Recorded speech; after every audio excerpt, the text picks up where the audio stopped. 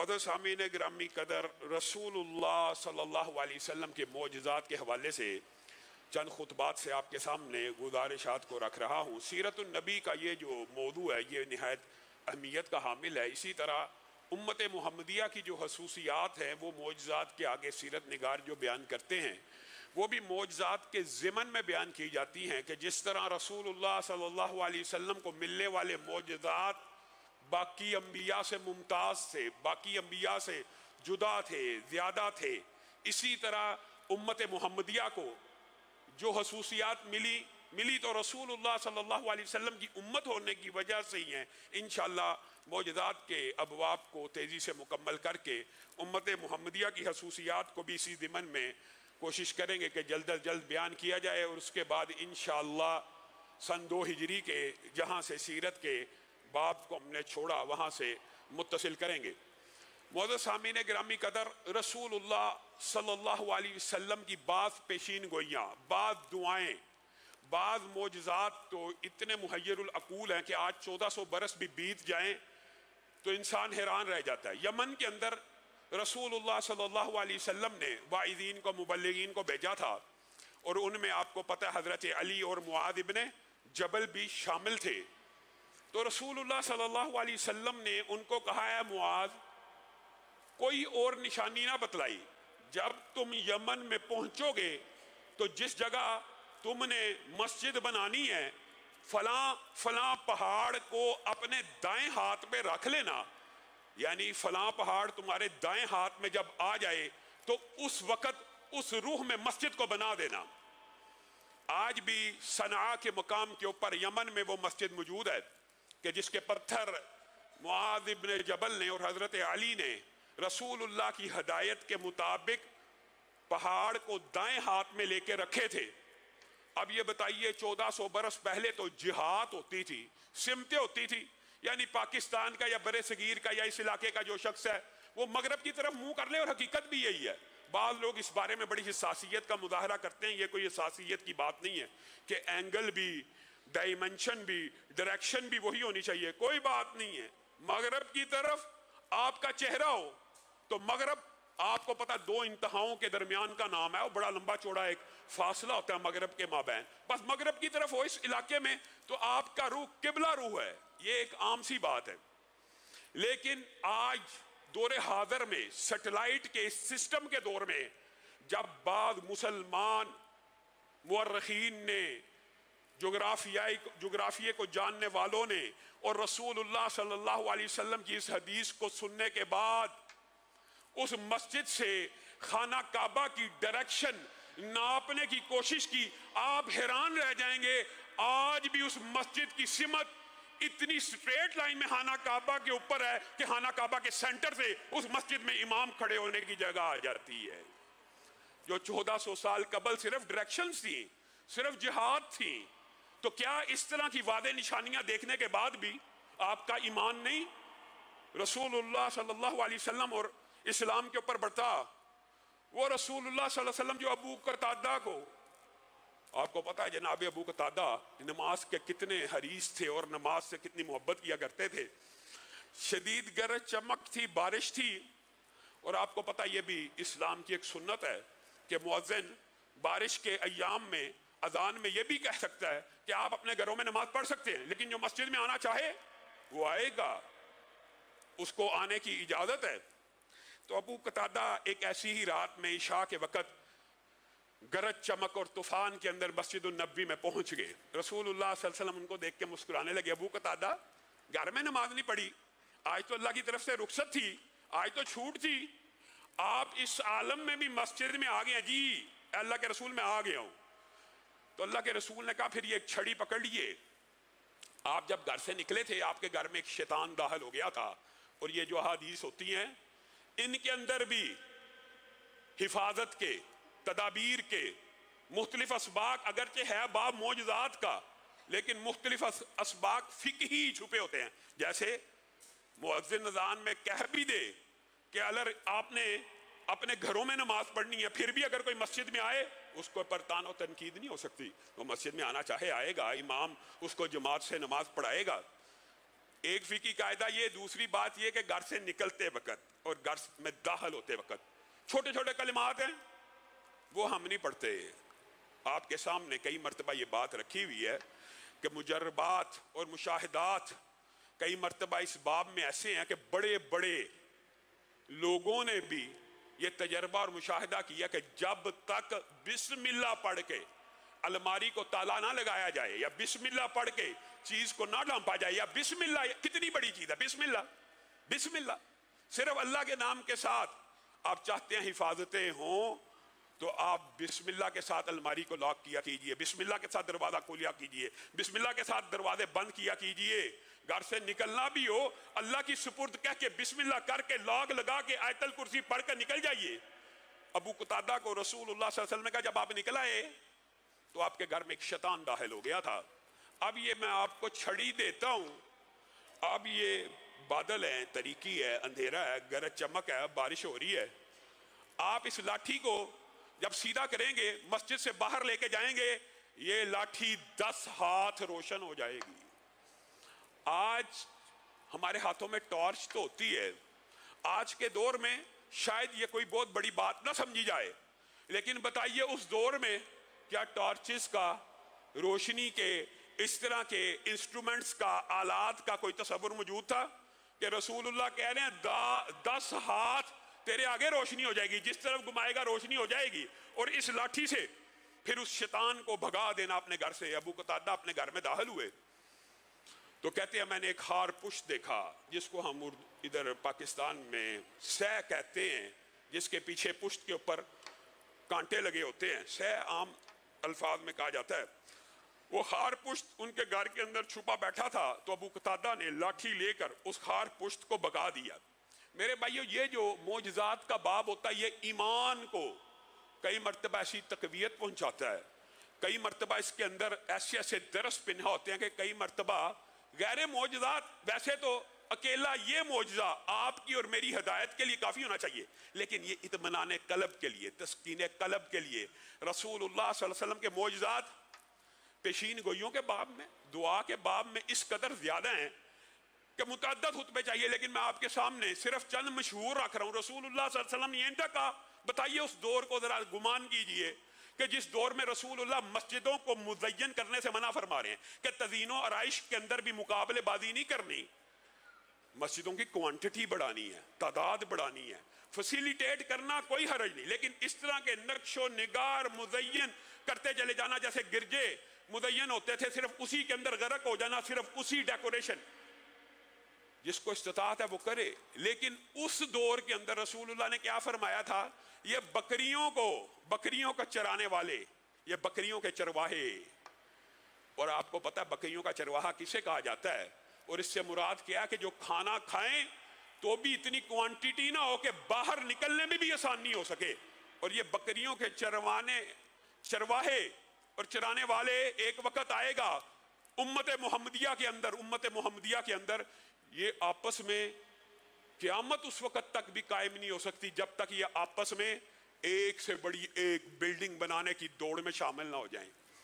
برج خلیفہ بنایا دبئی میں تو کوئی جدہ میں ٹاور بنا رہا ہے، کوئی ابو ظبی میں اس سے بڑا بنا رہا ہے، کوئی مکہ کے اندر خانہ کعبہ کے سامنے کلاک ٹاور بنا رہا ہے، ایک سے بڑھ کر ایک بلڈنگ. کیا 1400 سال پہلے ان باتوں کا تصور بھی کیا جا سکتا تھا، یا کسی کے وہم و گمان میں بھی آ سکتی تھی کہ اتنی فلک بوس عمارتیں بن بھی سکتی ہیں؟ کیا اتنی اونچی عمارتیں بن بھی سکتی ہیں؟ کیا عرب اتنی اونچی عمارتوں کو بنانے میں ایک دوسرے سے مقابلہ کریں گے؟ اور جہاں تک دعا کی بات ہے یہ تو ایک لمبا چوڑا باب ہے، صرف ایک بات آپ کے سامنے رکھتا ہوں. حضرت انس کہتے ہیں میری ماں نے رسول اللہ صلی اللہ علیہ وسلم سے آ کے گزارش کیا، اللہ کے رسول، یا انس آپ کا خادم ہے، ملازم ہے، ساری دنیا کو آپ دعائیں دیتے ہیں، اس کے لیے بھی کچھ دعا کر دیجئے.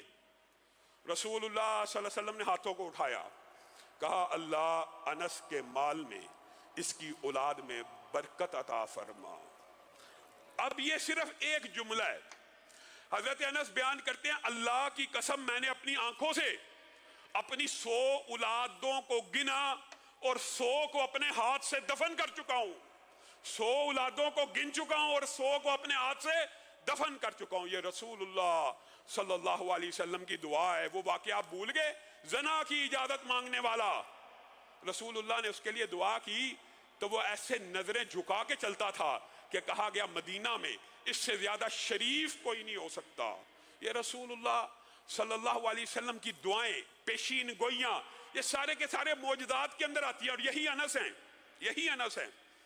کہتے ہیں کہ میری والدہ نے زینب بنت جہش کے ساتھ جب رسول اللہ کی شادی ہوئی، رسول اللہ صلی اللہ علیہ وسلم کی بھوک، رسول اللہ صلی اللہ علیہ وسلم کے گھر میں کھانے کا نہ ہونا، یہ صحابہ میں معروف تھا، مشہور تھا۔ لوگوں کو پتا ہوتا تھا صحابہ کو کہ یہ والی مدینہ ہے، یہ ریاست کا ذمہ دار ہے، یہ ریاست کا صدر ہے، یہ ریاست کا وزیر اعظم ہے، یہ ریاست کا سب سے اعلیٰ ستون ہے، لیکن یہ مہنگائی کے بم عوام پہ نہیں گرا رہا، یہ پہلے اپنا پیٹ کاٹ رہا ہے۔ حضرت انس کہتے ہیں کہ میری والدہ نے کہا آج شادی ہوئی ہے، پتہ نہیں گھر میں کھانے کے لیے بھی کچھ ہو یا نہ ہو، کھجور کا حلوہ لے جاؤ۔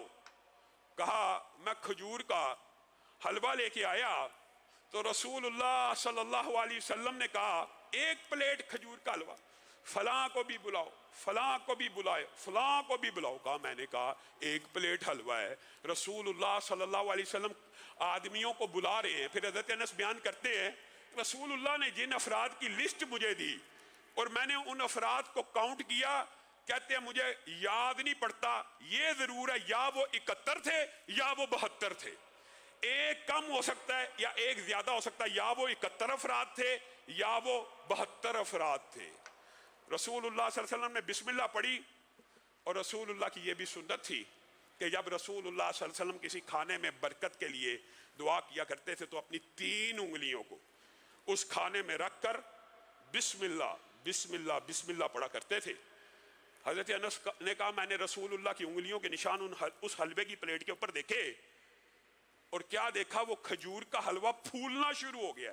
جیسے ہی رسول اللہ بسم اللہ پڑھتے کھجور کا حلوہ پھول جاتا، پھر بسم اللہ پڑھتے پھر کھجور کا حلوہ پھول جاتا۔ 71 بندوں نے اس میں سے حلوہ کھایا، پھر رسول اللہ نے کہا جاؤ زینب کو بھی دے آؤ، جاؤ گھر والوں کو بھی دے آؤ۔ اللہ کی قسم آج بھی اس حلوے کی اندر میں رسول اللہ کے انگلیوں کے نشانات کو جانتا ہوں۔ ابو ہریرہ بھی اس سے ملتا جلتا واقعہ بیان کرتے ہیں کہ ایک رات کو رسول اللہ صلی اللہ علیہ وسلم نے کہا گھر میں پتہ کر کے آؤ، میرے گھر میں کچھ پکا ہوا ہے۔ ماں عائشہ کے گھر سے کھجور کا ہی ایک چھوٹی سی پلیٹ میں حلوہ آیا۔ رسول اللہ صلی اللہ علیہ وسلم نے کہا اصحاب صوفہ کی تو دعوت ہو گئی، اصحاب صوفہ کو بلایا جائے۔ آپ کو پتہ ان کی تعداد بھی، اصحاب صوفہ کی بیک وقت جو دنیا کی سب سے پہلی یونیورسٹی ہے، جو بکواس کرتے ہیں شبر زیدی جیسے کہ مدینہ میں کون سی یونیورسٹی تھی، یہ مدینہ کی اولین یونیورسٹی ہے۔ اور تم کن یونیورسٹیوں کی بات کرتے ہو جن کے اندر پڑھنے والا کبھی فیل ہو گیا کبھی پاس ہو گیا، ڈگری لے بھی آیا، اسلامیات کی بھی لے آیا، عربی کی بھی لے آیا، تو کیا پتا آخرت میں کامیاب ہوا ہے کہ نہیں ہوا۔ یہ فیس کی رسیدیں ہیں، اور شبر زیدی نے جو ہردہ سرائی کی ہے وہ نہایت افسوسناک ہے۔ یہ کس قبیل کے لوگ، یہ کس گماش کے لوگ مسلمانوں پہ جی مدینہ کی ریاست کی بات نہ کرو، وہاں کون سی یونیورسٹی تھی جی؟ یہ اسلام کی پہلی یونیورسٹی اصحاب صفا کی، اور صرف پہلی یونیورسٹی کی بات نہیں ہے، کائنات کا ایک ہی معلم ہے، ایک ہی استاد ہے جس کا ہر شاگرد کامیاب ہے، وہ محمد الرسول اللہ صلی اللہ علیہ وسلم ہے۔ بتائیے کوئی شاگرد ناکام ہوا؟ ایک بھی ناکام نہیں۔ رضی اللہ عنہم، سارے کلن وعد اللہ، ہر ایک سے اللہ تعالیٰ نے جنت کا وعدہ کر دیا۔ کون سا ایسا ٹیچر اور کون سا ایسا استاد ہے جس کے سارے شاگرد پاس ہوئے ہوں؟ واحد ایک استاد۔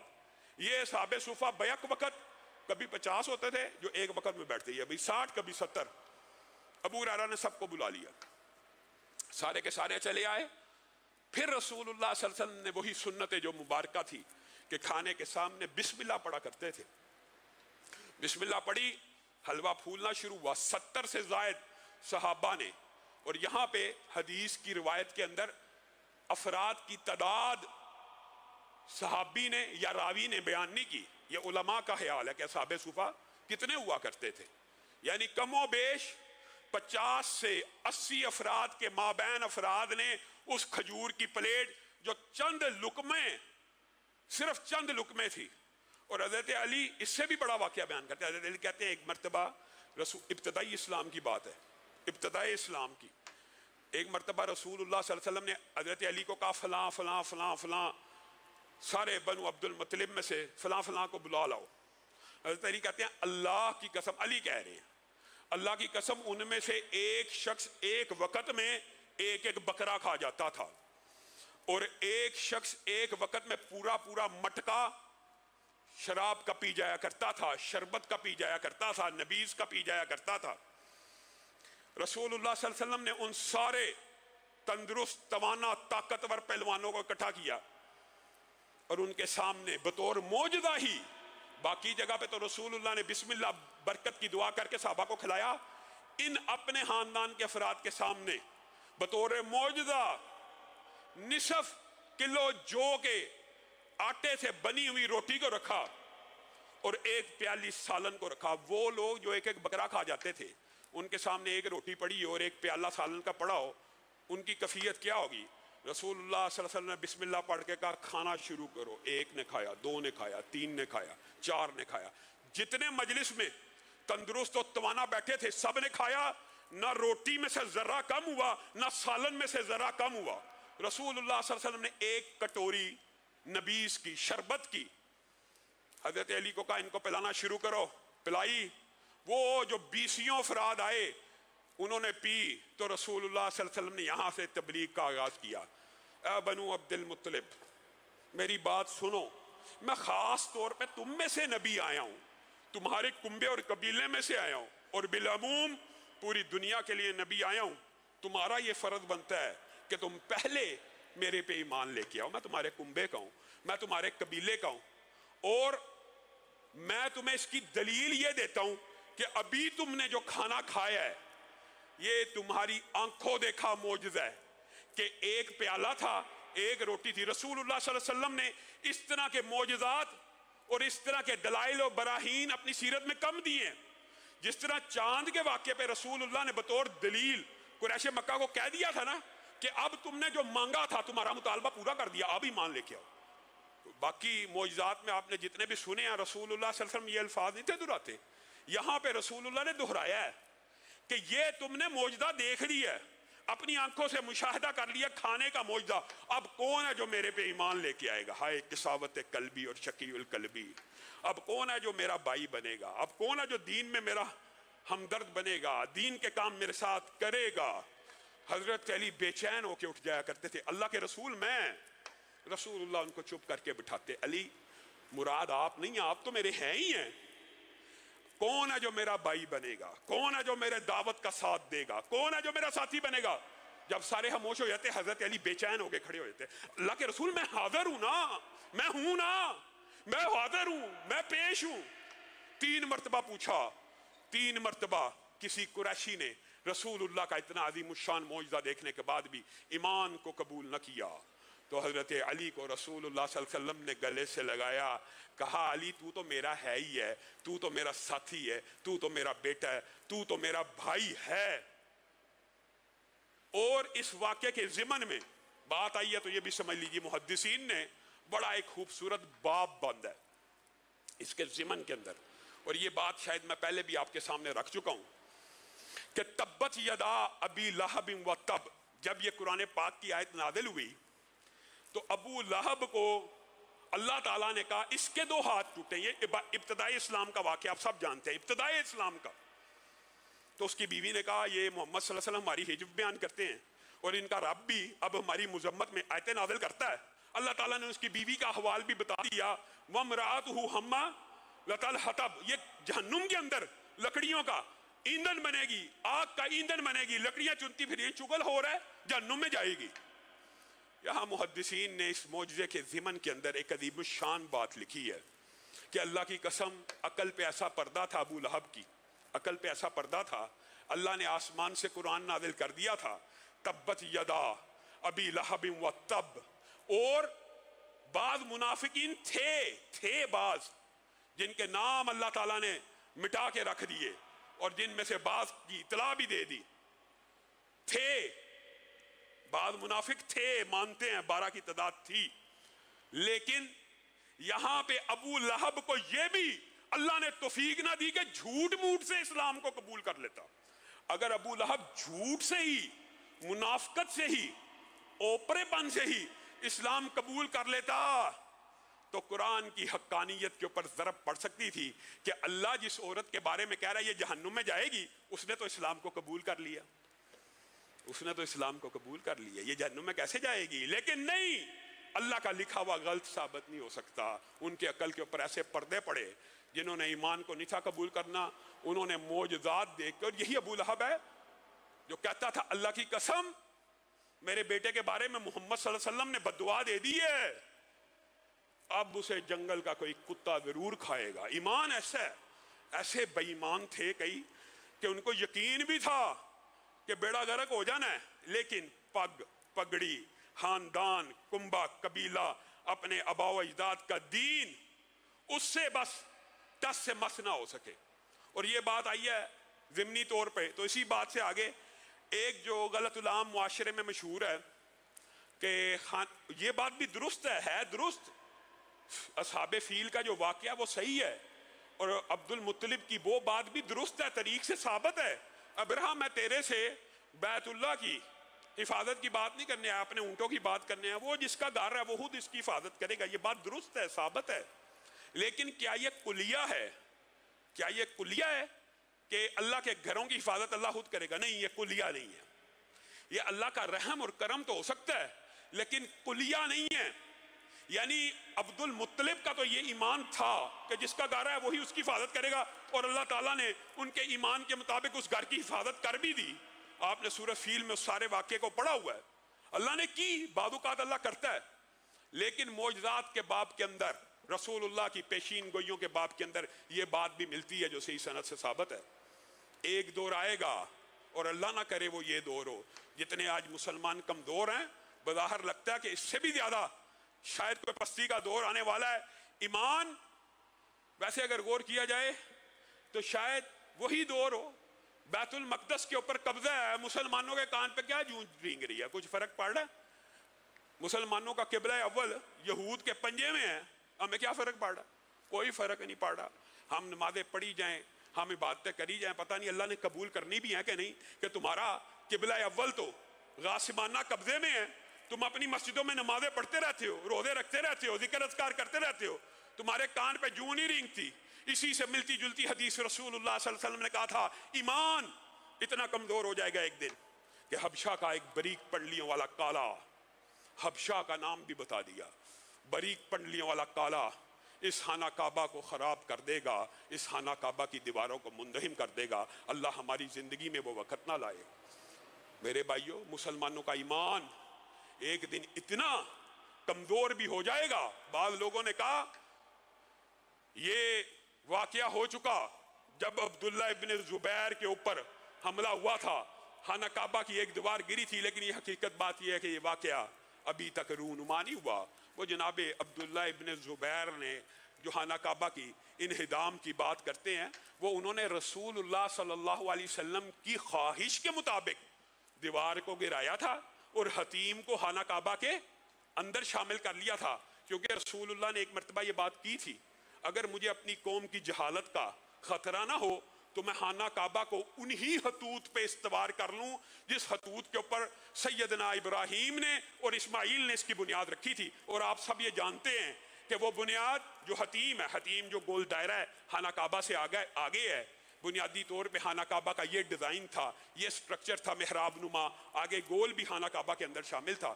تو عبداللہ ابن زبیر کے دور میں جو دیوار گری تھی یا حتیم کا حصہ بنا، انہوں نے حتیم کو خانہ کعبہ کے اندر ڈال دیا۔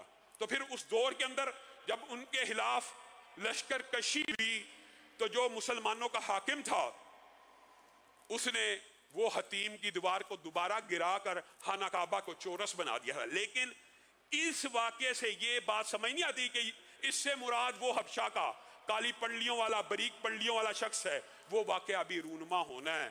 اور وہ واقعہ کیسے رونما ہوگا؟ جس طرح آج ہم بے بس ہیں، مجبور ہیں۔ رسول اللہ صلی اللہ علیہ وسلم نے یہ بھی پیشین گوئی کی تھی نا، جب تم دنیا کے پیچھے پڑ جاؤ گے، کھیتی باڑی میں لگ جاؤ گے، جہاد کو چھوڑ دو گے، جہاد کو چھوڑ دو گے تو تم ذلیل اور پست ہو جاؤ گے، اور تمہارا عروج تب تک نہیں آئے گا جب تم واپس جہاد کی طرف منہ نہیں کرو گے۔ وہ دور آ چکا، بیت المقدس کے اوپر گریا زاری، رونا اور وویلا کرنے سے کیا وہ آزاد ہو رہا ہے؟ اللہ نہ کرے وہ دور ہماری زندگی میں آئے کہ جب حبشہ کا ایک کمزور پڑھلیوں والا ایمان اتنا کمزور ہو جائے گا، خانہ کعبہ کے اوپر حملہ آور ہو جائے گا، اور مسلمان اس کا دفاع کرنے سے عاجز اور قاصر آ جائیں گے۔ اللہ رب العزت جو کہا گیا، جو سنا گیا، اس کو سمجھنے کی توفیق عنایت فرمائے۔